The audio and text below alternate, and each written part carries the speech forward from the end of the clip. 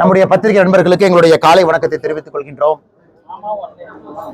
அன்பு சகோதர சகோதரிகளை, இன்று நம்முடைய கோயம்புத்தூர்ல பாரதிய ஜனதா கட்சியினுடைய வெற்றிக்காக பாடுபட்ட தன்னார்வ குழுக்கள் அவரெல்லாம் சந்தித்து நன்றி தெரிவிப்பதற்கு ஒரு வாய்ப்பு.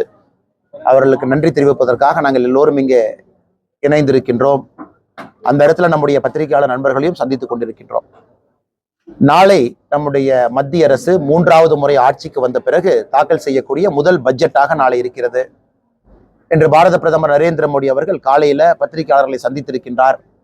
பாராளுமன்றத்தினுடைய கட்டிடத்திற்கு வெளியே அதுல குறிப்பிட்டிருக்கிறாங்க, நாம் தேர்தலுக்கு முன்பு என்ன சொல்லி இருந்தோம், குறிப்பாக இந்தியாவுடைய வளர்ச்சி 2047 வளர்ச்சி அடைந்த பாரதம், அதற்காகத்தான் இந்த பட்ஜெட் இருக்கும் என்பதை மறுபடியும் ஒரு முறை நம்முடைய பிரதமர் அவர்கள் தெளிவுபடுத்தி இருக்கிறாங்க. அதுல குறிப்பாக தமிழகத்தினுடைய வளர்ச்சி, தமிழகத்தினுடைய நலன் சார்ந்த திட்டங்களும் இருக்கும் என்பது எங்களுடைய நம்பிக்கை. அதிலே கோயம்புத்தூருக்கு நலத்திட்டங்களும் கோயம்புத்தூருடைய வளர்ச்சிக்காக, அடுத்த கட்ட வளர்ச்சிக்காக மத்திய அரசு செயல்படுத்தக்கூடிய திட்டங்களும் இருக்கும் என்பது எங்களுடைய நம்பிக்கை. குறிப்பாக இந்த பட்ஜெட்டை பொறுத்த வரைக்கும் இது பிப்ரவரி 1 தேர்தலுக்கு முன்பு பட்ஜெட் தாக்கல் செய்யப்பட்டிருந்தாலும் கூட இன்னைக்கு ஜூலை மாதத்துல நாம் பார்க்கின்றோம். இது கிட்டத்தட்ட ஒரு 9 மாதத்திற்கான பட்ஜெட். மறுபடியும் அடுத்த ஆண்டு பிப்ரவரி 1 வரை. அதனால இந்த பட்ஜெட் கண்டினியூட்டி, 10 ஆண்டுகள் நம்முடைய பாரதிய ஜனதா கட்சியினுடைய ஆட்சிக்கும் இந்த 5 ஆண்டுக்குமான இந்த பட்ஜெட் ஒரு கண்டினியூட்டியை நம்ம காட்டும். அதனால எந்தவித டீவியேஷனும் இல்லாம இதற்கு முன்பு எந்த கொள்கைகள் குறிப்புகளோடு நம்முடைய ஆட்சி இருந்ததோ அதே போன்றது இருக்கும் என்கின்ற உறுதிமொழியை பிரதமர் அவர்கள் தெரிவித்திருக்கின்றார்கள். அதை தாண்டி நம்முடைய பத்திரிகை நண்பர்களுக்கு கேள்வி இருக்கும், ஒன்னொன்னா கேளுங்கன்னா பதில் சொல்றோம். ஜிஎஸ்டி மிகப்பெரிய ப்ராப்ளம் அப்படின்னு சொல்லியிருந்தோம். அதனால வளர்ச்சி எல்லாம் இருக்குது. ரா மெட்டீரியல் நார்த்ல இருந்து இங்க வர்றது, அந்த டிரான்ஸ்போர்டேஷன் ப்ராப்ளம் எல்லாம் ஜிஎஸ்டி குறைக்கும். ஆனா ஜிஎஸ்டியை பொறுத்தவரை ஜிஎஸ்டி வருவதற்கு முன்பும் டாக்ஸ் இருந்தது அப்படிங்கிறத நம்ம மறந்து விடக்கூடாது. குறிப்பாக நம்ம பத்திரிகையாளர் சந்திப்பில் பேசும்பொழுது நம்முடைய பத்திரிகை நண்பர்களுக்கும் தெரியும், இதற்கு முன்பு டாக்ஸேஷன் இருந்துச்சு. இன்னைக்கு ஜிஎஸ்டி ஏற்கனவே பல இடத்துல நம்முடைய பினான்ஸ் மினிஸ்டர் சொல்லியிருக்கிறாங்க, மூத்த அமைச்சர்கள் சொல்லியிருக்கிறாங்க, ஜிஎஸ்டி ஸ்டெபிலைஸ் ஆனவுடன், குறிப்பாக இன்னைக்கு நம்முடைய நாட்டை பொறுத்தவரை ஜிஎஸ்டி கலெக்ஷன் ஒரு மாதமுமே ரொம்ப அற்புதமா இருக்கு. கலெக்ஷனை பொறுத்த வரைக்கும் இன்னைக்கு அது சிஸ்டம் சிங்க் ஆயிருச்சு. எல்லா இடத்திலும் ஜிஎஸ்டினுடைய கலெக்ஷன் பார்த்தீங்கன்னா போன ஆண்டை கம்பேர் பண்ணும் பொழுது இந்த வருடம் அந்த பர்டிகுலர் மந்த் ஒரு ஏறுமுகத்துல தான் இருக்கு. அப்படி இருக்கும் பொழுது ரேஷனலைசேஷனை பத்தி நம்ம யோசிப்போம் அப்படின்னு பல இடத்துல ஜிஎஸ்டி கவுன்சில்ல எல்லா நம்முடைய நிதி அமைச்சர்கள் இருக்கும் பொழுது எடுக்கப்பட்ட ஒரு ஒருமித்தமான ஒரு முடிவு. அதாவது நம்முடைய ரேஷனலைசேஷன் எப்ப நம்ம கொண்டு வருவோம், அதற்கான முயற்சி எப்பொழுது நாம் எடுப்போம் என்றால் குறிப்பாக இந்த டாக்ஸ் பேஸ் செட்டில் ஆகும் பொழுது. இன்னைக்கு அது நடக்க ஆரம்பித்திருக்கு. அதற்கான ஆரம்ப விஷயத்தை நம்ம பார்க்கிறோம், கிரீன் ஷூட்ஸ் அப்படின்னு நம்ம சொல்லுவோம். அதனால் வருகின்ற காலத்துல நிறைய விஷயங்கள், நேற்று கூட கோயம்புத்தூர்ல நம்முடைய Tamil Nadu higher goods owners association மீட்டிங்ல அவங்க கேட்டிருந்தாங்க, 18% 12% மைக் செட்ல இருந்து, எல்இடி ஸ்கிரீன்ல இருந்து, வாடகை பாத்திரத்திலிருந்து இதுக்கெல்லாம் நீங்க குறைக்கணும், நாங்க அதை கையில் எடுப்பதாக சொல்லி இருக்கின்றோம். நிறைய கோரிக்கைகள் தமிழ்நாடு முழுவதுமே வந்து கொண்டிருக்கிறது. அது ஒரு ஜிஎஸ்டி கவுன்சிலுக்கு முன்பு நம்முடைய நிதியமைச்சர் அவர்களுக்கு தொகுத்து அசோசியேஷன் சார்பாக கொடுக்கிறோம். மேடமும் நிறைய பேர்த்த சந்திக்கிறாங்க. அதனால வருகின்ற காலத்துல இதெல்லாம் செயல்படுத்துவதற்கான வாய்ப்பு அதிகமாக இருப்பதாக நான் பார்க்கின்றேன். பிரகாசமான வாய்ப்பாக நாங்கள் பார்க்கிறோம்.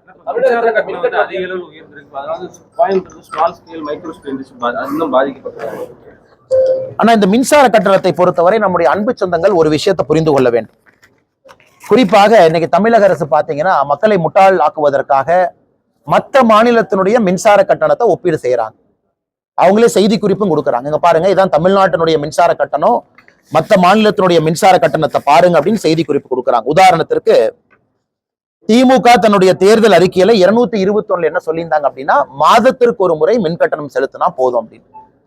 இன்னைக்கு மாதத்துக்கு ஒரு முறை மின் கட்டணம் செலுத்தாதனால வரக்கூடிய பிரச்சனை, பக்கத்து மாநிலத்துல மாதத்துக்கு ஒரு முறை செலுத்துறாங்க. இன்னைக்கு மின் கட்டணம் மாதத்துக்கு ஒரு முறை செலுத்தாதனால வரக்கூடிய பிரச்சனை பாருங்க. உதாரணத்திற்கு கோயம்புத்தூர்ல நான் 200 யூனிட் பயன்படுத்துறேன், மாதத்திற்கு ஒரு முறை மின் கட்டணம் செலுத்துறேன் அப்படின்னா 450 ரூபாய். ஆனா 2 மாதத்துக்கு ஒரு முறை நான் செலுத்துறேன், அப்ப இந்த மாசம் 200, அடுத்த மாசம் 200. அப்ப 2 மாதத்துக்கு ஒரு முறை நான் 400 யூனிட் மின் கட்டணம் செலுத்தும் பொழுது அது 1440 ரூபாய். இப்ப மாதத்துக்கு ஒரு முறை செலுத்தினா இந்த மாசம் 450, அடுத்த மாசம் 450, 900, 200 யூனிட்டுக்கு. ஆனா 2 மாதமும் கால்குலேட் பண்ணி ஒரே 400 யூனிட்டா ஸ்லாப் எடுத்து போட்டாங்கன்னா அது 1440. நான் 540 ரூபாய் வெறும் 200 யூனிட் மின்சாரம் பயன்படுத்தினால இழப்பு எனக்கு 540 ரூபீஸ். இப்ப 300 யூனிட்டுக்கு போலாம். இன்னைக்கு நான் 300 யூனிட் மாசத்துக்கு பயன்படுத்துறேன் அப்படின்னா எனக்கான மின் கட்டணம் 705 ரூபாய். இந்த மாசம் 300, அடுத்த மாசம் 300, திமுக அரசு இருக்கக்கூடிய 2 மாதத்துக்கு ஒரு முறை மின் கட்டணத்தை நான் செலுத்துறேன், 6 யூனிட் செலுத்துறேன் அப்படின்னா அது 2940 ரூபாய். அப்ப 1410 ரூபாய் எங்க இருக்குங்க? 2940 ரூபாய் எங்க இருக்கு? இதுலயே 1500 ரூபாய் எக்ஸ்ட்ரா கொடுக்கிறோம். அதனால்தான் மாதம் ஒரு முறை மின்சார கட்டணம் செலுத்துவதற்காக திராவிட முன்னேற்ற கழகத்தினுடைய அரசு சொல்லி இருக்கக்கூடிய வாக்குறுதி 221 நிறைவேற்றினாங்கன்னா குறைந்தபட்சம் தமிழகத்துல யாராக இருந்தாலும் 6000 ரூபாய் குறைந்தபட்சம் அவங்களுக்கு சேமிப்பு கிடைக்கும். இது பக்கத்து மாநிலத்துல பண்ண ஆரம்பிச்சிட்டாங்க.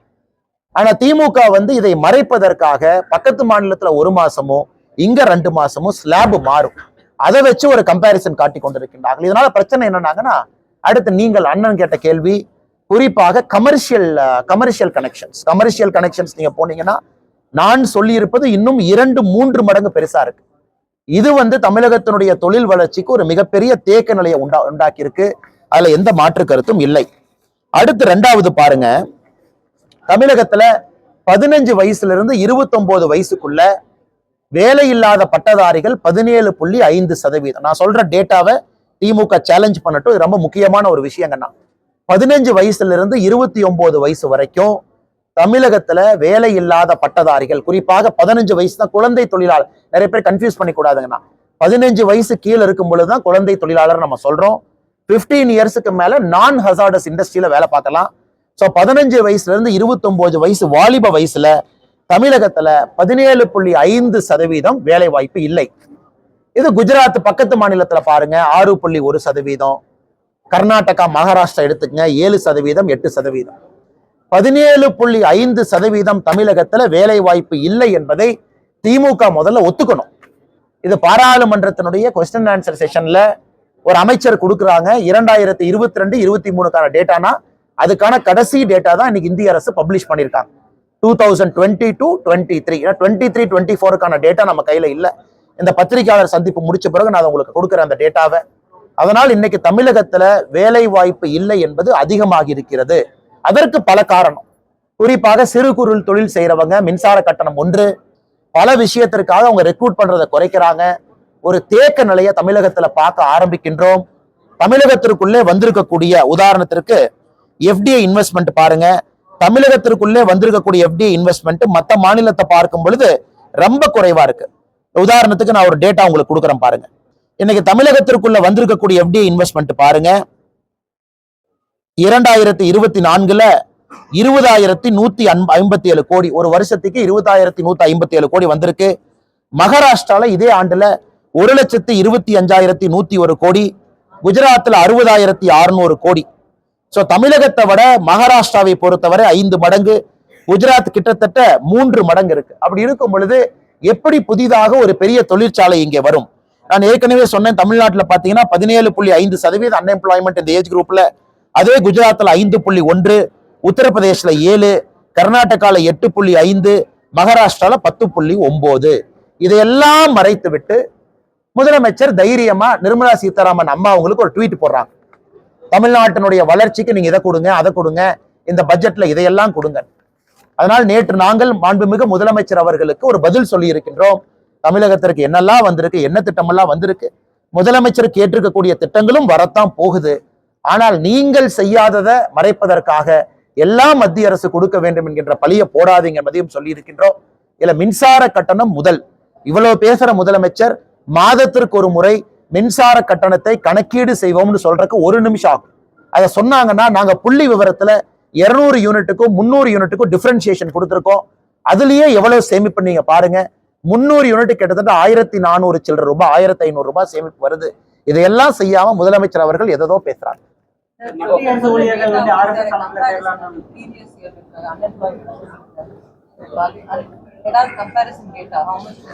மேடம், சென்ட்ரல் கவர்மெண்ட்னுடைய comparison data 15-29 for the year 2023 நான் உங்களுக்கு பத்திரிகையாளர் குரூப்புக்கு நான் ஃபார்வர்ட் பண்றேன் மேடம்.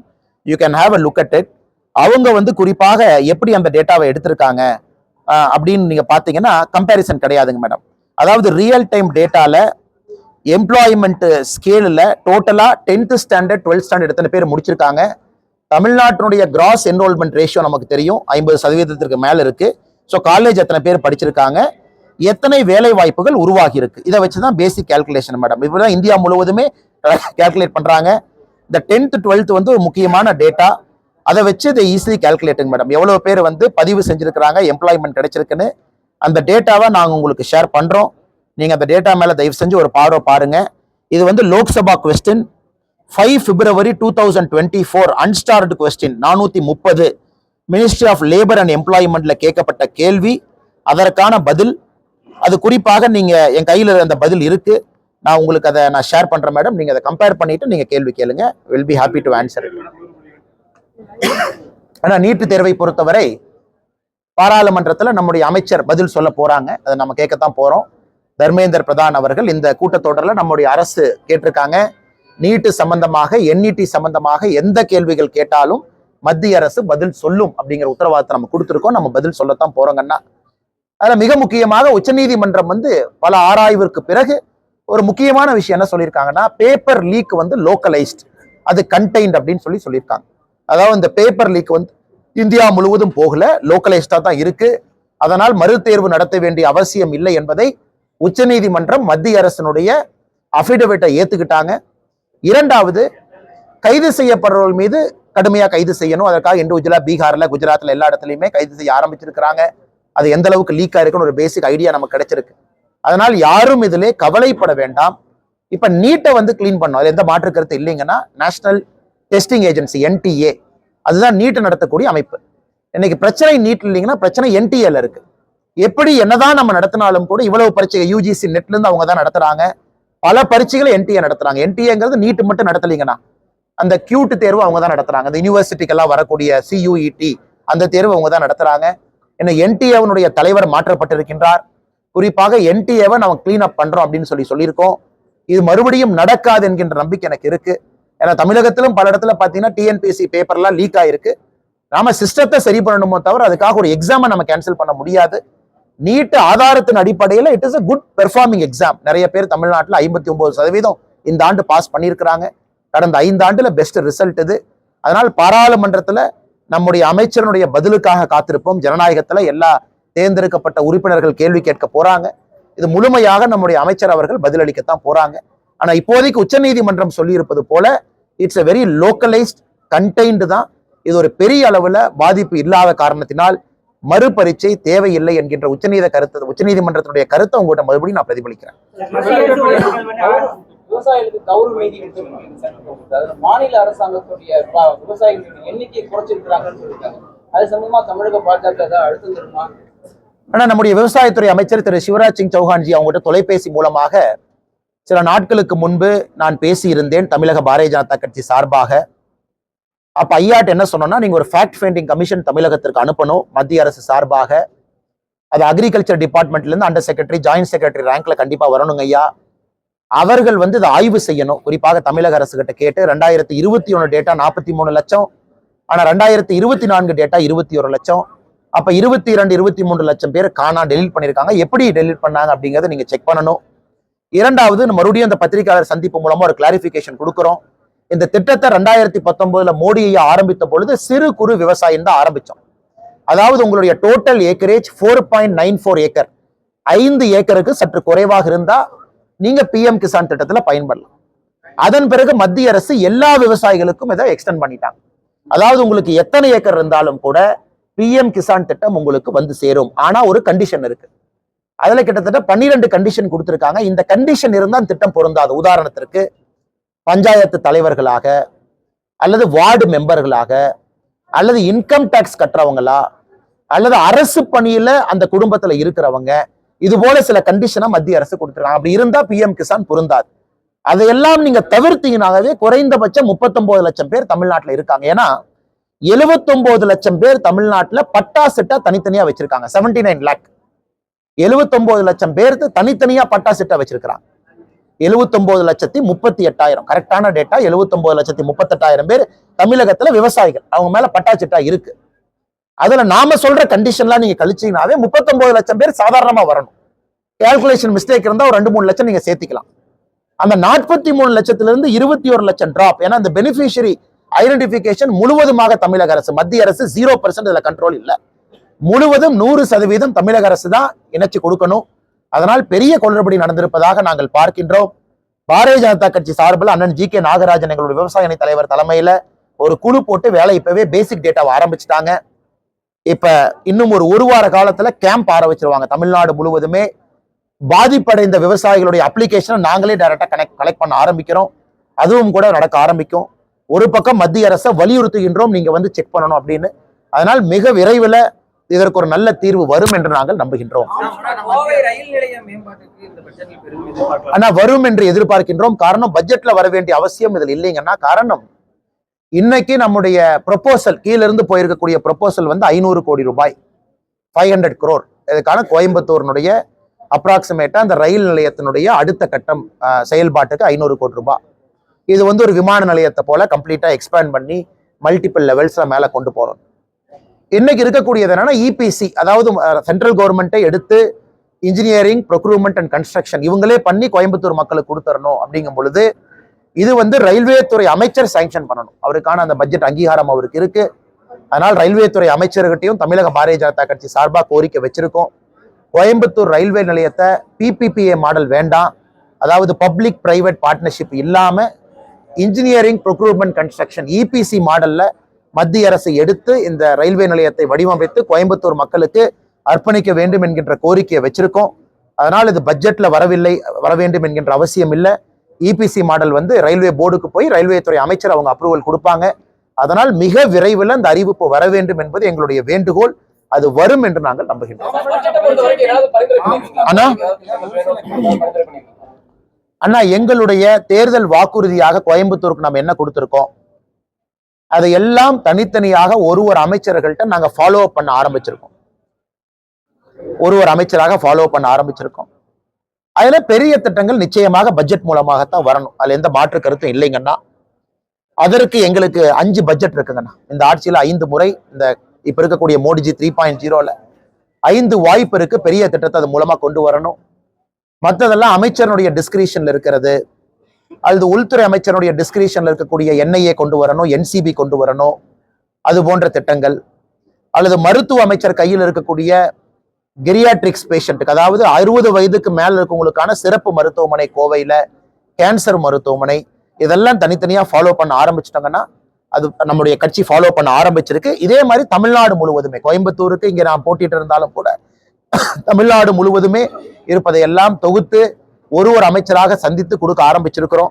இது நிச்சயமாக வருகின்ற காலத்துல நிறைவேற்றப்படும். அது உதாரணத்துக்கு ரயில்வே அப்படிங்கிறத உதாரணத்துக்கு நம்ம சொன்னோம், நிறைவேற்றுறோம். அப்படிங்கிறத தாண்டி அதுல இருக்கக்கூடிய பிரச்சனைகளையும் கண்டுபிடித்து அது எந்த மோட்ல வந்தா மக்களுக்கு நன்றாக இருக்கும் என்பதையும் புரிந்து கொண்டு இன்னைக்கு அதுக்காக நாங்க வந்து போராட ஆரம்பித்திருக்கின்றோம். வருகின்ற காலத்துல ஒன்றொன்றா நீங்க பாப்பீங்க.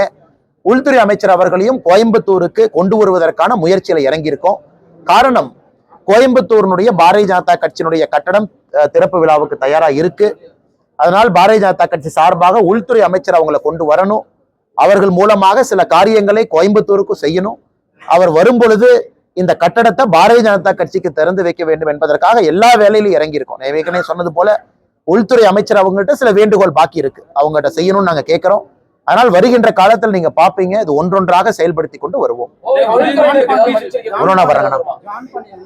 மாநில தலைவர்களுக்கு வந்து பாதுகாப்பு இல்லை அப்படிங்கிறாரு. இதே போல ஆம்ஸ்டாங் கொலை வழக்குல வந்து ஒரு சில கட்சி உறுப்பினர்கள் சேர்த்துட்டாங்க. அண்ணா, ஏற்கனவே நான் பேசும்போது நான் சொன்னேங்கண்ணா, இன்னைக்கு குறிப்பாக அது பாரதிய ஜனதா கட்சியாக இருக்கட்டும், மற்ற கட்சிகளாக இருக்கட்டும், தவறு யாராவது செய்யும் பொழுது நாம் உடனடியா நீக்கிறோம். அது முதல் வேலை. இரண்டாவது, உள்ளே வருபவர்கள் முடிந்தவரை நல்லவர்களாக இருக்க வேண்டும் என்கின்ற ஒரு கோட்பாட்டோட மெம்பர்ஸை சேர்த்துறோம். அதையும் தாண்டி எல்லோரும் நல்லவர்கள் எந்த கட்சியில யாரும் சொல்ல முடியாதுங்கண்ணா. தவறு செய்ய நீக்கிறது வந்து நாங்க செய்யக்கூடிய வேலை. இன்னைக்கு இந்த கொலை வழக்குல பாரதிய ஜனதா கட்சியிலிருந்து ஒருத்தர் மேல சந்தேகம் இருக்குன்னு சொன்னாங்க, உடனே நீக்கிட்டோம். அதே போல வேறு வேறு கட்சிகளும் நீக்கி இருக்கிறாங்க. நாங்கள் எங்களுடைய கடமையை செய்திருக்கின்றோம். யார தவறு செய்திருந்தாலும் கூட நடவடிக்கை எடுக்க வேண்டும் என கட்சியில் அடிமட்ட உறுப்பினர் யாராச்சும் வந்து சேர்றாங்க போறாங்க, இது ஒரு ஆன்கோயிங் ப்ராசஸ். தண்ணி மாதிரி வர்றாங்க போறாங்க. அது மாவட்ட தலைவர், மண்டல் தலைவர் லெவல் ஒரு கண்ட்ரோல் இருக்கு. ஆனால் நாங்களும் யோசிக்கிறோம், இன்னைக்கு கட்சியில சேரக்கூடிய உறுப்பினர்கள் எல்லாத்துக்கிட்டையுமே பாரதிய ஜனதா கட்சியை பொறுத்தவரை ஒரு சென்ட்ரலைஸ்டு மெக்கானிசத்தை கொண்டு வரணுமா அப்படின்னு யோசிச்சுட்டு இருக்கோம். குறிப்பாக சென்ட்ரலைஸ்டு மெக்கானிசம், இப்ப மாவட்ட தலைவருக்குன்னு சில அதிகாரம் இருக்கு. ரமேஷ் பாத்தீங்கன்னா ஒரு மாவட்ட தலைவராக யார வேணாலும் அண்ணன் கட்சியில சேர்த்திக்கலாம். யாரை வேணாலும் அண்ணன் நீக்கலாம். ஒரு மண்டல் தலைவர் கட்சியில சேர்த்தலாம், ஆனா நீக்க முடியாது. இப்ப கட்சியில சேர்ப்பதற்கு முன்பு மாநிலத்திற்கு ஒரு இன்டிமேஷன் கொடுக்கணுமா அப்படிங்கிறதையும் நாங்க யோசிச்சுட்டு இருக்கோம். ஏன்னா அதே நேரத்துல ஒரு தலைவருடைய அதிகாரத்தையும் நாங்க பறிக்க கூடாது. ஒரு மாவட்ட தலைவராக, மண்டல் தலைவராக அவருடைய அதிகாரத்தையும் பறிக்க கூடாது. ஆனா சில விஷயங்கள் எங்க நாலேஜ்ல தான் நடக்கணும் அப்படிங்கிறதையும் விரும்புறோம். ஏன்னா தமிழ்நாடு அரசியல் பாத்தீங்கன்னா இன்னைக்கு எல்லாருமே பத்திரிகை நண்பர்கள் சோசியல் மீடியால உன்னிப்பா பாக்குறீங்க. யாராவது ஒரு குற்றவாளி எங்கேயாச்சும் இருந்தா கூட கேள்வி கேட்கிறீங்க. ஏன்னா இன்னைக்கு எல்லா பக்கமே டிரான்ஸ்பரன்சி வந்துருச்சு. அதனால் யோசித்துக் கொண்டிருக்கின்றோம். இதை வருகின்ற காலத்துல குறிப்பாக இந்த நவம்பர் டிசம்பர்ல அந்த பாரதிய ஜனதா கட்சியினுடைய புது டீம் வரும் பொழுது இதையும் எப்படி செயல்படுத்த வேண்டும் என்று யோசித்துக் கொண்டிருக்கின்றோம். இரண்டாவது என்ன பதில் முடியலைங்கன்னா, இப்ப ஆம்ஸ்ட்ராங் அவருடைய கொலை வழக்குல தொடர்ந்து எங்களுடைய ஒரே ஒரு கோரிக்கை, இது சிபிஐக்கு விசாரணைக்கு போக வேண்டும் என்பதுதான் எங்களுடைய கோரிக்கை. இப்ப national commission for schedule cost NCSC வந்து பார்த்துட்டு போயிட்டாங்க. பாரதிய ஜனதா கட்சியினுடைய தலைவர்கள் டெல்லிக்கு போய் இது கொடுத்துட்டு வந்தாங்க. அடுத்து நேஷனல் ஹியூமன் ரைட்ஸ் கமிஷன்ல இருந்து வருவதாக சொல்லி இருக்கின்றார்கள். அடுத்து மூன்றாவது மிக முக்கியமானது, உள்துறை அமைச்சருக்கும் தெரியப்படுத்தி இருக்கின்றோம், சிபிஐ விசாரணை வேண்டும். ஆனா முதலமைச்சர் அவர்கள் ப்ராசிக்யூஷன் சாங்ஷனை வித்ட்ரா பண்ண காரணத்தினால இன்னைக்கு இது கோர்ட் மூலமாக மட்டும்தான் வரவேண்டிய சூழல் உருவாயிருக்கு. தமிழ்நாட்டுல கோர்ட் மூலமாக மட்டும்தான் வரவேண்டிய சூழல். இன்னைக்கு கோர்ட்லயும் பாத்தீங்கன்னா வேறு வேறு கேசஸ் எல்லாம் கிளப் பண்ணி நீதியரசர்கள் விசாரிக்கிறாங்க. சிபிஐ விசாரணை இந்த பர்டிகுலர் கேஸ்ல வேண்டுமா அப்படின்னு இதையதான் கள்ளக்குறிச்சிக்கு நாங்க கேட்டிருக்கோம். அதனால் முதலமைச்சர் இந்த குழப்பத்துக்கெல்லாம் இடம் கொடுக்காம, அவர் இதுல மறைப்பதற்கு ஒன்றும் இல்லை என்றால் நேரடியா சிபிஐ விசாரணைக்கு முதலமைச்சர் அவங்க கேட்கலாம். மத்திய அரசு கொடுக்க போகுது. முதலமைச்சர் கேட்டு மத்திய அரசு சிபிஐ விசாரணை இல்லை என்று எப்பொழுதும் சொல்ல போவது இல்லை. அதுதான் பாரதிய ஜனதா கட்சியினுடைய நிலைப்பாடு. அதனால் முதலமைச்சர் இந்த குழப்பத்துக்கெல்லாம் இடம் கொடுக்காம சிபிஐ விசாரணைன்னு சொல்லிட்டாங்கன்னா முடிஞ்சது. இப்படி வர்றாங்கண்ணா,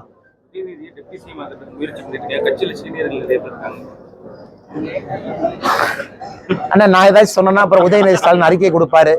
இது பாரதிய ஜனதா கட்சியினுடைய சதி திட்டம். அண்ணாமலை அவர்களுக்கும் பாரதிய ஜனதா கட்சிக்கு வேலை இல்லை. இது நாங்கள் போட்ட பகல் திட்டம் தான் உதயநிதி ஸ்டாலின் அவர்களை தமிழகத்தினுடைய முதலமைச்சர் ஆக்கணும்னா, நாங்க தமிழகத்துல திமுக இருந்து மக்களை காப்பாற்றணும்னு நினைக்கும் பொழுது நாங்கள் எதுக்கு சதி திட்டம் போட போறோம் உதயநிதி ஸ்டாலின் அவர் துணை முதலமைச்சர் ஆக்கணும் அப்படின்னு. அதனால் எங்களை பொறுத்தவரை முதலமைச்சருக்கு அருகதை இருக்கா? இருக்கு. யாரை வேண்டுமானாலும் துணை முதலமைச்சரா அவர் அறிவிக்கலாம். ஆனா அரசியலமைப்பு சட்டத்துல இடம் இல்லை, ஆனா வச்சுக்கலாம், தவறு கிடையாது. பாரதிய ஜனதா கட்சி ஆளுகின்ற மாநிலத்திலும் துணை முதலமைச்சர் இருக்கிறாங்க கூட்டணியில. முதலமைச்சருக்கு முழு அருகதை இருக்கா? இருக்கு. அவர் யாரை வேணாலும் துணை முதலமைச்சர் ஆக்கலாம். ஆனால் அது தமிழக மக்களுக்கு மறுபடியும் ஒரு வெட்ட வெளிச்சத்தை காட்டும். திமுக எப்படிப்பட்ட கட்சி என்பதை தமிழக மக்கள் உணர்ந்து கொள்வதற்கு உதயநிதி ஸ்டாலின் அவர்கள் துணை முதலமைச்சராக பொறுப்பு ஏற்கிறாங்க, முதலமைச்சர் ஆசைப்படுறாங்கன்னா அந்த நாள் தமிழக மக்களுக்கு மறுபடியும் தெரியும். அதே நேரத்துல சீனியர்ஸை பொறுத்த வரைக்கும், கட்சியில் இருக்கக்கூடிய உறுப்பினரை பொறுத்த வரைக்கும், என்னங்கன்னா உங்களுக்கு வேலைன்னா போஸ்ட் ஓட்டுறதுதான் நம்ம வேலை அப்படிங்கிறத மறுபடியும் அன்னைக்கு அவங்க உறுதிப்படுத்தத்தான் போறாங்க. அதனால் இதுல நான் கருத்து சொல்வதை விட அந்த நிகழ்வு நடக்கும் பொழுது தமிழக மக்கள் தங்களுடைய கருத்தை சொல்லுவாங்க.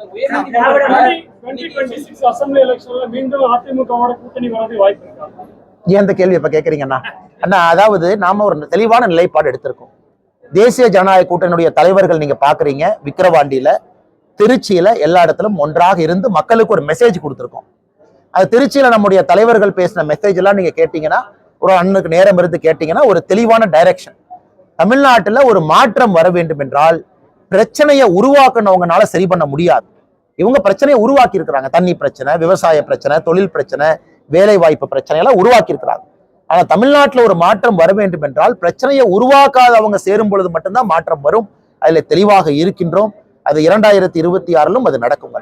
மத்திய அரசு ஊழியர்கள் வந்து RSSல சேர்றதுக்கு தடை விதித்திருந்தத காங்கிரஸ் கட்சி 1966 தடை விதித்திருக்கு. அதை வந்து நீக்கி இருக்காங்க மத்திய அரசு.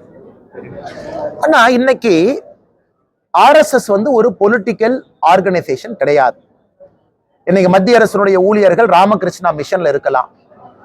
RSSல மெம்பர்ஷிப் கிடையாது. அது முதல்ல புரிஞ்சுக்கணுங்கண்ணா. It is not a membership organisation.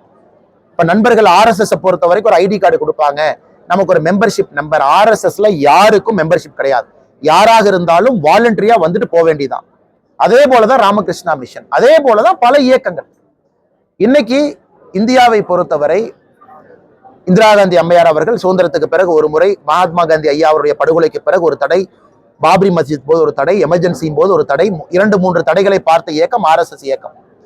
இன்னைக்கு RSS இயக்கத்துல யாரு வேண்டுமானாலும் விருப்பம் இருக்கிறவங்க போலாம், வெளியே வரலாம். அந்த இயக்கத்துல மெம்பர்ஷிப் இல்லாதனால கட்டுப்பாடு இல்லை, கான்ஸ்டியூஷன் இல்லை, இப்படித்தான் இருக்கணும், நீ செவ்வாய்க்கிழமை மீட்டிங் வரணும், புதன்கிழமை வரணும் இல்லை. அதனால இதுல எந்தவித பிரச்சனையும் நான் பார்க்கல இல்லைங்கண்ணா. ஏன்னா மெம்பர்ஷிப் இருந்தா தானே ஒரு பிரச்சனை. மெம்பர்ஷிப் இருக்கு. செகண்ட், ஆர்எஸ்எஸ்ஐ பொறுத்தவரை அவர்கள் ஒரு ஐடியாலஜிக்கல் ஆர்கனைசேஷன். இந்த நாட்டிற்காக இன்னைக்கு கிட்டத்தட்ட 100 ஆண்டுகளை கம்ப்ளீட் பண்ண போற ஒரு சோசியோ ஆர்கனைசேஷன். பல துறையில வேலை பார்க்கறாங்க, பல அமைப்புகள் அவங்களுக்கு இருக்கு, மாணவர் இதுல இருக்கிறாங்க. அதே போல ஆர்எஸ்எஸ் இயக்கம் பாத்தீங்கன்னா பிளட் பேங்க்ல இருந்து சேவா பாரதியாக பல இடத்துல நூற்றுக்கணக்கான இயக்கங்கள் ஆர்எஸ்எஸ் கீழே பணிபுரியுறாங்க. அதனால இதுல எந்த விதமான இது இல்லையா. உதாரணத்திற்கு நேத்து PN பிரகாஷ் ஐயா பேசினாங்க சென்னையில. நான் ஒரு ஆர்எஸ்எஸ் இயக்கத்துல இருந்த ஒரு மனிதன், சென்னை உயர்நீதிமன்றத்துல நான் நீதியரசராக பணியாற்றி இருக்கின்றேன். நான் ரிட்டையர் ஆனோடனே எல்லாரும் என்கிட்ட வந்து சொன்னாங்க, ஐயா ரொம்ப நேர்மையா நீங்க பணியாற்றிருக்கீங்க, நாங்க பாராட்டுறோம் அப்படின்னு. அவர் அதான் நேற்று அந்த மேடையில சொன்னாங்க, சென்னையில மோகன் பகவத் ஐயா இருக்கும் பொழுது சொன்னாங்க, ஒரு நீதியரசராக நான் ஆவதற்கு முன்பே ஆர்எஸ்எஸ் இயக்கத்திற்காக நான் போராடி இருக்கின்றேன், கைது செய்யப்பட்டிருக்கின்றேன், சிறைக்கு சென்றிருக்கின்றேன், வெளியே வந்திருக்கின்றேன். என்ன நீதியரசர் ஆக்கும் பொழுது கேட்டாங்க, கைதாயிருக்கு. ஆமான்னு சொன்னேன். எதுக்கு கைதாக்கிறீங்க? ராமர் கோவில் கட்ட வேண்டும் என்கின்ற ஆர்ப்பாட்டத்துக்காக கைதாக்கியிருக்கேன்னு சொன்னேன். அதன் பிறகு நான் நீதியரசர் ஆயிருக்கிறேன். ஆனா என் ஜட்ஜ்மெண்ட்ல எங்கேயும் கூட ஒரு டிஞ்ச் ஆஃப் ஒரு தவறை நான் கொண்டு வரல. நான் ரிட்டையர் ஆகும் பொழுது எல்லாம் இஸ்லாமிய சொந்தங்கள்லாம் வந்து என்னை பாராட்டினாங்க, ஹைகோர்ட்லயும் ஒரு வார்த்தையை பயன்படுத்தினாங்க. இது எல்லாருக்கும் பொருந்தும் அல்லங்கண்ணே. உங்களுடைய பிஜேபி கட்சி வந்துட்டு சைனீஸ் பேம்போட கம்பேர் பண்ணீங்க, எப்ப முழுமையான ஒரு வளர்ச்சி பார்க்க? ஆனா 1984 பாரதிய ஜனதா கட்சி இந்திய அளவுல 2 MP, 1998 கூட்டணி ஆட்சி, 99 முழுமையான கூட்டணி ஆட்சி. அன்னைக்கு அந்த சைனீஸ் பேம்பு பாத்தீங்கன்னா 14 ஆண்டுகள்ல வளர்ந்துருச்சு. 2 MP இருந்து ஆட்சிக்கு வந்துட்டோம். ஆனா அன்னைக்கு தனியான ஆட்சி இல்ல. அதற்கு இன்னும் ஒரு சில வருடங்கள் தேவைப்பட்டது. 2014 ஒரு ஆலமரமா வளர்ந்திருக்கும். 2019 ஒரு பெரிய சாதனைங்கன்னா கம்யூனிஸ்ட் பார்ட்டி ஆஃப் சைனாவை ஓவர்டேக் பண்ணி மெம்பர்ஷிப் அதிகமா வந்திருக்கு. இன்னைக்கு உலகத்துல ஒரு democratic party, communist party of China, CPC is not democratic party. ஒரு டெமோக்ராட்டிக் பார்ட்டியா அதிக மெம்பர்ஸ் இருக்கிறது பாரதிய ஜனதா கட்சி இன்னைக்கு அடிப்படையில்.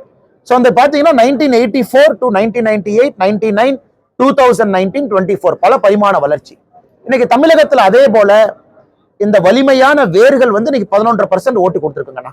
2024 பாராளுமன்ற தேர்தல், 2026 அடுத்த படி. அதனால இந்திய அளவுல பாரதிய ஜனதா கட்சிக்கு நடந்தது தமிழகத்திலும் நிச்சயமாக நடக்கும், அதுல மாற்று கருத்து இல்லை. ஆட்சி அமைப்புன்ற சொல்றீங்க, 26ல ஆட்சி அமைப்பேன் அப்படின்ற மாதிரி சொல்றீங்க, வளர்ந்து வரீங்கன்னு சொல்றீங்க. அண்ணா 11.5% சிங்கிளா நின்று நீங்க எடுத்திருக்கீங்கண்ணா. இதே ஆட்சி அமைத்த கட்சிகளுடைய வாக்கு சதவீதம் இன்னைக்கு பாக்குறீங்க 19% இருக்கு. இன்னைக்கு ஆண்டு கொண்டிருக்கக்கூடிய கட்சியினுடைய வாக்கு சதவீதம் 26% இருக்கு இன்னைக்கு திராவிட முன்னேற்ற கழகம்.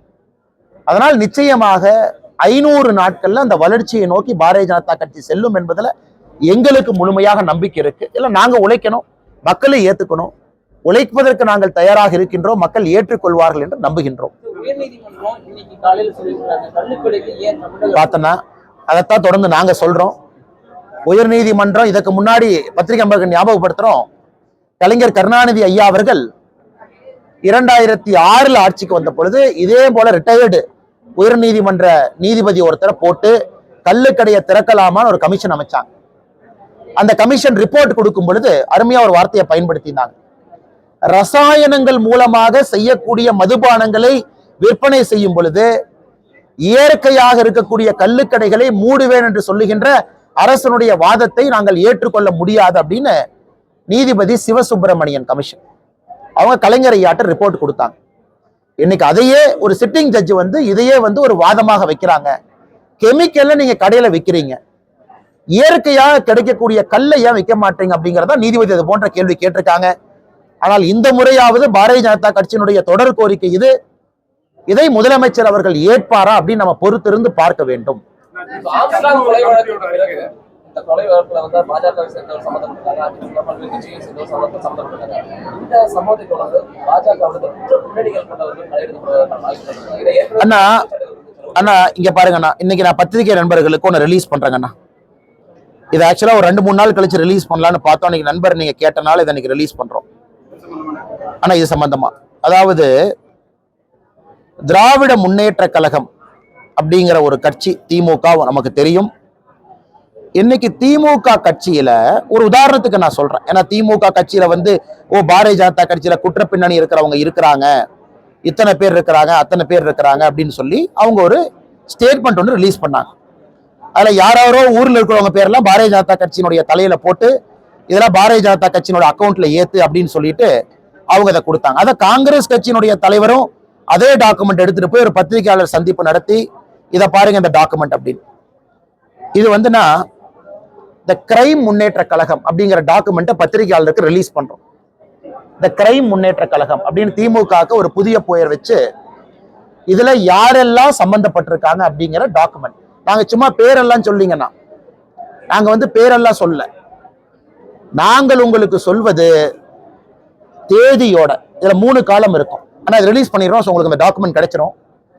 காலம் நம்பர் 1 வந்து பெயர் மற்றும் புகைப்படம், திமுகல இருக்கக்கூடிய மெம்பர் எந்த குற்றத்துல இன்வால்வ் ஆயிருக்கிறாங்க, கிரைம், அந்த குற்றச்சாட்டு என்ன, 3வது நாள். சோ கிரைம் முன்னேற்ற கழகம் சொல்லிட்டு உங்களுக்கு இதை நாங்க ரிலீஸ் பண்றோம். 18 பேஜ் இதுல இருக்கு. ஆனா 18 பேஜ் இருக்கு, 18 பேஜ் இருக்கு. சராசரியாக இதுல இன்னைக்கு நாங்கள் கணக்கெடுத்த வரை 112 பேர்த்துக்கு மேல மேஜர் கிரைம் இன்னைக்கு தேதி வரைக்கும். இது திமுக இந்த ஆட்சிக்கு வந்ததுல இருந்து மட்டும்தானே. 2021 மே மாசம் ஆட்சிக்கு வந்த பிறகு நாங்கள் எடுத்திருக்கக்கூடிய திமுக தொண்டர்கள் எதுல இன்வால்வ் ஆயிருக்கிறாங்க. இது உதாரணத்துக்கு எப்படி இருக்கும் அப்படின்னாங்கன்னா, போதைப் பொருள் கடத்தியதா இருக்கலாம், அவங்களுடைய தனிப்பட்டதெல்லாம் நாங்க போகவே இல்லைங்கண்ணா. ஒரு கோயில்ல வந்து ஒரு டிஎஸ்பி ஆபாசமா திட்டி அடிச்சதா இருக்கலாம், இவர்கள் செய்திருக்கக்கூடிய கள்ளக்குறிச்சி கள்ளச்சாராய விஷயத்துல தொடர்பு இருக்கவங்களா இருக்கலாம், அரசியல் கட்சி படுகொலையில சம்பந்தப்பட்டவங்களா இருக்கலாம், வியாபாரி கிட்ட ஒரு 18 லட்சம் ரூபாய் மோசடியில ஈடுபட்டவங்களா இருக்கலாம். அதாவது நான் திமுக கட்சி அப்படின்னு சொல்லி பண்ணவங்க. இந்த கிரைம் முன்னேற்ற கழகம் டாக்குமெண்ட்டை நாங்க ரிலீஸ் பண்றோம். நாங்க திமுகவை போல யாரோ ஒரு புகைப்படத்தை போட்டு இங்க பாருங்க இவங்க தான் பாஜகன்னு ரேண்டமா நானும் ஒரு 5000 பேர்த்த போட்டு உங்களுக்கு கொடுக்க முடியுங்கண்ணா. ஆனா இந்த ஆத்தென்டிக் டாக்குமெண்ட்டை புகைப்படத்தோட, கிரைமோட, நாளோட நீங்க பத்திரிகை செய்தியோட கோரிலேட் பண்ணிக்கலாம், வேற செய்தியோட கோரிலேட் பண்ணிக்கலாம். இதை உங்க பத்திரிகையாளர் குரூப்புக்கு நாங்க ரிலீஸ் பண்றோம். இதை நீங்க முதல்ல பாருங்கண்ணா. இதை பார்த்தீங்கன்னாகவே திராவிட முன்னேற்ற கழகம் ஆட்சிக்கு வந்த பிறகு குற்ற பின்னணி இருப்பவர்கள் திமுகவை பயன்படுத்தி எப்படி இங்க குற்றம் செய்யறாங்க அப்படிங்கிறது உங்களுக்கு தெரியும். ஆனா எல்லாம் தெரிஞ்ச பேர் தானே உங்களுக்கு. ஃபர்ஸ்ட் முதல் நபர் வந்து ஜாஃபர் சாதிக்ல இருந்து ஆரம்பிச்சு இதுல நீங்களே ஆச்சரியமா இருக்கு உங்களுக்கு. வேலு, கன்னிக்குட்டு, பழனிசாமி, அதாவது பேரை சொல்லணும் அப்படிங்கறதுக்காக நாங்க ஒரு 10 பேர்த்த சொல்லிங்கன்னா குற்ற பின்னணி இது வந்து ஒரு நேஷனல், ஒரு தமிழ்நாட்டு லெவல்ல கவர் ஆயிருக்காது. ஆனா சேலத்துல கவர் ஆயிருக்கும், தென்காசியில கவர் ஆயிருக்கும், ஆனா கோயம்புத்தூர்ல கவர் ஆயிருக்காது நியூஸ் பேப்பர்ல. இது மொத்தமாக சேகரிச்ச பெயர்கள். நீங்க பாருங்க, அடுத்த பிரஸ் மீட்ல நீங்க கேட்கத்தான் போறீங்க. திமுக அதுக்கு பதில் சொல்லும் நீங்க கேள்விக்கு. அன்னைக்கு நான் முழுமையா அதுக்கு பதில் சொல்றேன். இந்த பத்திரிகையாளர் சந்திப்பு முடிச்சோடனே உங்க வாட்ஸ்அப் குழுக்கு அதை அனுப்பிச்சிடும். பாருங்க, இத்தனை நாள் ஆச்சு அவங்களுக்கு, இத்தனை நாள் ஆச்சு. இந்த ராமர் அவருடைய புகழை தெரிந்து கொள்வதற்கு திமுகவுக்கு ராமருக்கு செருப்பு மாலை போட்ட ஒரு கட்சி. அதாவது இந்த கட்சியினுடைய ஐடியாலஜிக்கல் மென்டார் திமுக என்று சொல்வதை விட இந்த கட்சி யாரால் உருவானதோ, சித்தாந்தம் யாருகிட்ட இருக்கோ, ராமருக்கு செருப்பு மாலை போட்டவர்கள் இன்னைக்கு திமுகவினுடைய சட்டத்துறை அமைச்சர் அண்ணன் ரகுபதி அவர்கள் சொல்றாங்க, சமூக நீதி ராமர் காலத்தில் இருந்துச்சு, சமநீதி ராமர் காலத்தில் இருந்துச்சு. அதைத்தான் இன்னைக்கு திமுக பின்பற்றினாங்க. இதைத்தான் நாங்க சொல்றோம். ராமர் ஆட்சி வேண்டும், ராமருக்கு கோவில் வேண்டும்னு தொடர்ந்து சொல்றது. எல்லா கடவுளும் ஆட்சி ஆளவில்லை, ராமர் மட்டும்தான் ஆட்சி ஆண்டார். அதனாலதான் ராமராஜ்யம். இவங்க உள்ள ராமனுக்கு முக்கியத்துவம் கொடுக்குறாங்க. பாரதிய ஜனதா கட்சி எல்லா கடவுளுக்கும் முக்கியத்துவம் கொடுக்கும், மாரியம்மனுக்கும் சரி, கருப்பணசாமிக்கும் சரி, முருகபெருமானுக்கும் சரி, விநாயகருக்கும் சரி. ஆனா ராமராஜ்யம் ஏன் சொல்றோம்னா, மிச்ச கடவுள் ஆளவில்லை, அவர்கள் நம்மை வழி நடத்தினார்கள். ஆனால் ராமர் ஒரு மனிதனாக வந்து ஆட்சி நடத்தினால அந்த ஆட்சி எப்படி இருந்தது அப்படிங்கிறது ராமராட்சி. இன்னைக்கு திமுகவினுடைய சட்டத்துறை அமைச்சர் பாருங்க, அதாவது சிறைக்கு யாரெல்லாம் போறாங்களோ குற்றவாளிகளை கண்காணிக்க வேண்டிய அமைச்சர் அவர்கள் இன்னைக்கு நாங்களும் ராமராட்சிட்டாங்க. இப்ப எந்த அளவுக்கு போறாங்கன்னா, காமராஜர் ஆட்சின்னு போன வாரம் சொன்னாங்க, இந்த வாரம் ராமராட்சிங்கிறாங்க. அடுத்த வாரம் என்ன சொல்லுவாங்க எங்களுக்கு டவுட்டா இருக்கு. அதனால செருப்பு மாலை போட்ட ஒரு இயக்கத்திலிருந்து வந்திருக்கக்கூடிய கட்சி இன்னைக்கு தமிழக மக்களிடம் மன்னிப்பு கேட்பதாகத்தான் இதை நான் பார்க்கிறேன். ரகுபதி அவருடைய ஸ்டேட்மெண்ட் வந்து தமிழக மக்கள்கிட்ட கை கூப்பி நாங்கள் ராமரை அவமானப்படுத்தியதற்காக மன்னிப்பை கோருகின்றோம் என்று ரகுபதி அவர்களுடைய அந்த ஸ்டேட்மெண்ட்டை நாங்க பாக்குறோம்.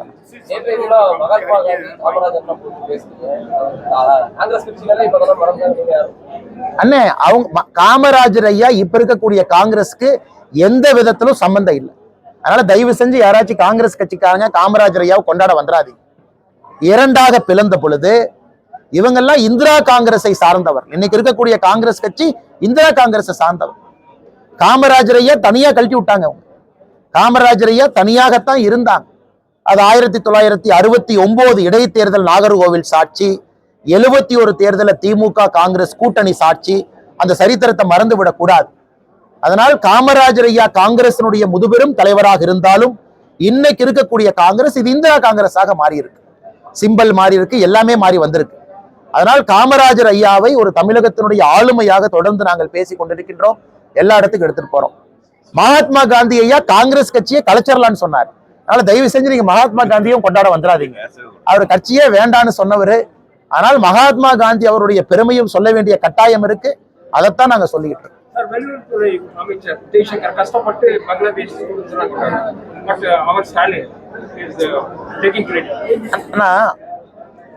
திரிபுரா மூலமாக பங்களாதேஷில் இருக்கக்கூடிய இந்திய மாணவர்களை கொண்டு வந்து உணவளித்து தங்குவதற்கு இடம் கொடுத்து அவர்களை அங்கிருந்து கொண்டு வந்து சென்னை ஏர்போர்ட்ல இறக்கி விட்டுருவோம். சென்னை ஏர்போர்ட்ல நம்ம அமைச்சர் போவார். செஞ்சி மஸ்தான் அண்ணன் பக்கத்துல போய் நின்னுகிட்டு செஞ்சி மஸ்தான் அண்ணன் நாங்க தான் கூட்டிட்டு வந்தோம். இதை நாங்க உக்ரைன்ல பார்த்துட்டோம். இதை நாங்க சூடான்ல ஒரு முறை பார்த்தோம்.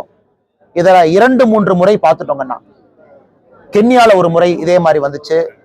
இன்னைக்கு பங்களாதேஷுக்கு மறுபடியும் போய் ஸ்டிக்கர் ஒட்டுறாங்க. மக்களுக்கு தெரியும் வெளியுறவுத்துறை அமைச்சர் வெளியுறவுத்துறை கொள்கை இருக்கும் பொழுது சென்னை ஏர்போர்ட்ல திமுகனால மேக்சிமம் போய் ரிசீவ் தான் பண்ண முடியும்.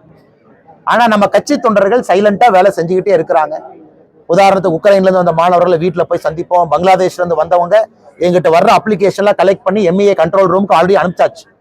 எங்களுக்கு வந்த 16 அப்ளிகேஷன் வந்துச்சுங்கன்னா மொத்தமா தான் பாரதிய ஜனதா கட்சிக்கு வந்துச்சு. நேற்று வரை வந்ததை கலெக்ட் பண்ணி எம்இஏ கண்ட்ரோல் ரூமுக்கு நாங்கள் கொடுத்துட்டோம். எங்களுக்கு வர்றதை செய்ய வேண்டிய கடமை எங்களுக்கு.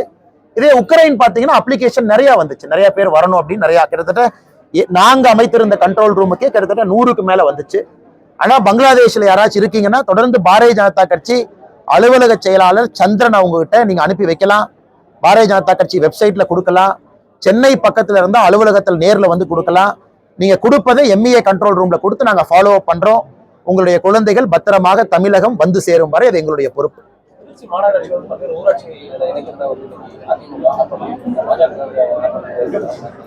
தெரியலீங்கண்ணா, நம்மளுடைய கட்சி அங்க எடுத்திருப்பாங்க. நான் உங்களுக்கு விரிவா நான் பேசுறேங்கண்ணா. நன்றி அண்ணா, ரொம்ப நன்றி. தேங்க்யூ அண்ணா. நீங்க மேடம் ஏதோ கேட்க வந்தீங்க?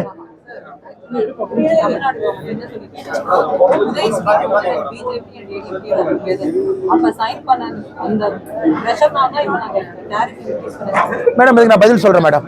இப்ப மேடம் கேக்குறாங்க இந்த மாதிரி தமிழ்நாடு அரசு மின் கட்டணத்தை உயர்த்தும் பொழுதெல்லாம் இந்த உதய ஸ்கீம் மேல பணிய போடுறாங்க அப்படின்னு. ஒரு விஷயத்த நம்ம நல்லா புரிஞ்சுக்கணுங்க. ஒரு 20 நிமிஷம் இதற்கு முன்பு பிரஸ் மீட் நம்ம கொடுத்துருக்கோம். உதய ஸ்கீமை பத்தி அதுல இருக்கக்கூடிய சிஸ்டம் எல்லாம் நம்ம கொடுத்துருக்கோம். அது மறுபடியும் உங்களுக்கு ஒரு அறிக்கையை அன்னைக்கு கொடுக்கிறோம். மத்திய அரசு எங்கேயும் மின்சார கட்டணத்தை உயர்த்துங்கள் என்று எங்கேயும் சொல்ல போவது கிடையாது. தமிழக அரசு குறிப்பா ஸ்மார்ட் மீட்டருக்கு அவர்களுக்கு சப்சிடி வேண்டும், பணம் வேண்டும் என்றால் அவங்க சில கண்டிஷன்ஸை மீட் பண்ணணும். உதாரணத்துக்கு ஸ்மார்ட் மீட்டரை ஒரு குறிப்பிட்ட பர்சன்டேஜை கம்ப்ளீட் பண்ணணும். ஸ்மார்ட் மீட்டரிங் கால்குலேஷன் அவங்க கொண்டு வரணும். அதே போல தமிழகத்தினுடைய மின்சார கம்பெனிகள் குறிப்பாக டிஸ்ட்ரிபியூஷன் 3ஆ பிரிச்சிருக்கோம். உற்பத்தி பண்றது வேற, டிஸ்ட்ரிபியூஷன் வேற, கலெக்ஷன் வேற. கலெக்ட் செய்யப்படக்கூடிய கம்பெனிகள் வராத கடனை குறைக்கணும். மின்சார கம்பெனிகள் நஷ்டத்துல தொடர்ந்து இயங்கி மத்திய அரசு கிட்ட பணம் கேட்க கூடாது.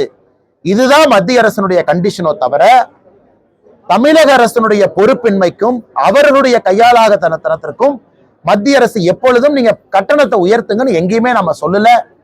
இன்னைக்கு நீங்க குஜராத் ஒரு கம்பேரிசனா எடுத்துக்கங்க. நம்ம காலையில பேசின டேட்டாவை மறுபடியும் நீங்க பாருங்க. 200 யூனிட் மந்த்லி கொடுக்கறத விட மந்த்லி கால்குலேட் பண்ணுங்க. 2 months தமிழ்நாடு கால்குலேட் பண்ணிட்டு குஜராத்தோட கம்பேர் பண்றாங்க. அது தவறு. இதே தமிழ்நாடு மந்த்லி கால்குலேட் பண்ணி குஜராத்தோட கம்பேர் பண்ணும் பொழுது அவர்களுக்கு தெரியும் தமிழ்நாட்டினுடைய மின்சார கட்டணம் பக்கத்து மாநில மின்சார கட்டணம் எப்படி இருக்கும். அங்க இருக்கக்கூடிய லாஸ பாருங்க, தமிழ்நாட்டினுடைய எனர்ஜி மிக்ஸ பாருங்க. அதிகமாக காற்று மூலமாக வரக்கூடிய மின்சாரம் தமிழ்நாடு நம்பர் 1, சோலார்ல டாப் 3ல இருக்கும். நம்முடைய எனர்ஜி மிக்ஸே ரெனியூவபிளை நோக்கி இருக்கும் பொழுது இன்னும் கோலுக்கு உங்க கொடுக்கக்கூடிய காசை பாருங்க. அதனால் தமிழக அரசு இதை சொல்லுகின்ற பொய்யாகத்தான் இருக்கு. அடுத்த முறை நமக்கு வாய்ப்பு கிடைக்கும் பொழுது இந்த உதய ஸ்கீமை பத்தி மறுபடியும் விலாவரியாக பேசுவதற்கு பத்திரிகை நண்பர்கள் எனக்கு ஒரு வாய்ப்பு கொடுங்க. ஆனா இன்னைக்கு நேரம் இல்லாத காரணத்தினால உங்களுக்கு அந்த அறிக்கையை மறுபடியும் வாட்ஸ்அப் குரூப்ல அன்எம்ப்ளாய்மெண்ட், உதய ஸ்கீமுக்கான டாக்குமெண்ட், மூன்றாவது நீங்க கேட்ட கிரைம் முன்னேற்ற கழகத்தினுடைய டாக்குமெண்ட் 3 உங்க வாட்ஸ்அப் குழுவில் நாங்க பகிர்ந்தோம்.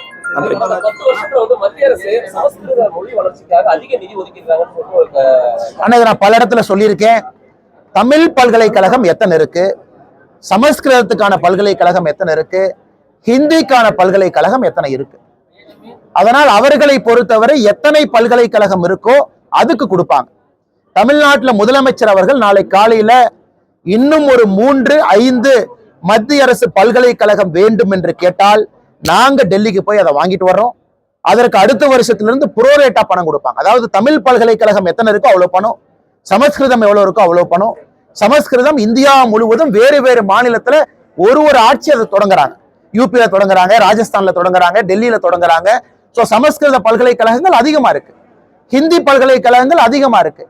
தமிழ்நாட்டுல தமிழ் பல்கலைக்கழகங்கள் நம்முடைய ஊருக்குள்ள மட்டும் இருக்கு. இன்னைக்கு முதலமைச்சர் அவர்கள் அதை அதிகப்படுத்தினா அதற்கான வரக்கூடிய நிதியும் அதிகமா இருக்கும். அதனால முதலமைச்சர் அதை புரிந்து கொள்ளாமல் தமிழ்நாட்டுக்கு தமிழ் பல்கலைக்கழகம் இவ்வளவுதான் கொடுத்தாங்கன்னு சொல்றதை விட எத்தனை தமிழ் பல்கலைக்கழகம் இருக்கு, எத்தனை சமஸ்கிருத பல்கலைக்கழகம் இருக்கு, எத்தனை ஹிந்தி பல்கலைக்கழகம் இருக்குன்னு சொன்னா தெரியும். எல்லா பல்கலைக்கழகத்திற்கும் சமமாகத்தான் நிதி போகுது. அதை யாரும் அதிகப்படுத்தியோ குறைத்தோ கொடுக்க முடியாது. ஆனா இந்த மொழி வளர்ச்சி எல்லாமே பல்கலைக்கழகங்கள் மூலமா தான் போகுது.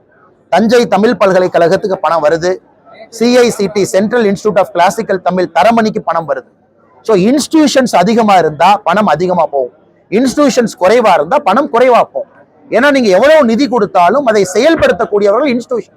சிஐசிடி ஒண்ணுதான் இருக்குன்னா தரமணியில central institute of classical Tamil. முதலமைச்சர் இன்னொரு 10 ஏக்கர் 20 ஏக்கர் நிலம் கொடுக்கட்டும், சவுத் தமிழ்நாட்டில் நாங்க ஒண்ணு கொண்டு வர்றோம். ஆனா நிலம் அவர் கொடுக்கணும், நாங்க கொண்டு வர்றோம்.